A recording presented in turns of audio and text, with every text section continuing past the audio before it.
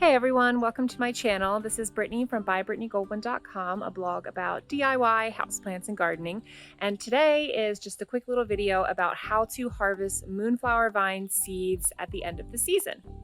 So you can see behind me here my moonflower vine. I have it on the giant trellis that I made that I have another video on here that I'll link to. We have had 3 light frosts, so it's starting to die off, but I've been monitoring the seed pods for quite a while, so I will show you what those look like.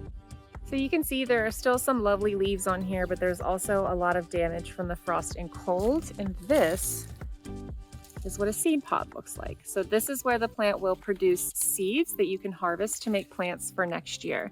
And the easiest thing to do is find an area that has a ton of them, like right here. You can see a bunch of seed pods. None of these are ready to harvest, but once they get ready to harvest, and I'll show you what that looks like, it can happen pretty quickly. So you want to make sure you're monitoring them pretty much daily or every other day to make sure the seeds don't fall on the ground before you can harvest them. So I already harvested a couple this morning, but I left this one on the vine so I could show you all what to look for. You don't want to harvest the seed pods until they are very brown and crunchy and they almost fall apart in your hand. So you can see this one's like cracked on the sides. So to open it up, all you do is pop it off and then it should open right away if it's ready.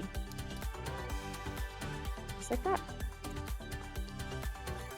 Here's a closer view. Once you popped that off, you can open it up and they almost look like little, reminds me of hominy. This one only has 1 in it. The one I picked earlier had 2 seeds in it. So this has got a nice seed here. Ready to go, ready to save for next spring.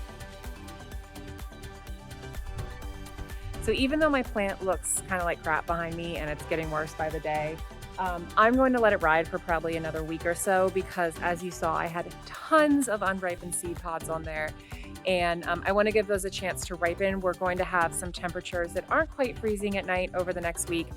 If your plant dies off, then you might as well just scrap it because the seeds aren't going to ripen anymore, but I figure I give mine a couple more days. And next spring, I'll probably do a video about starting these seeds as well. So that's all I have for you guys today. Wish me luck trying to get some more seed pods out of this guy.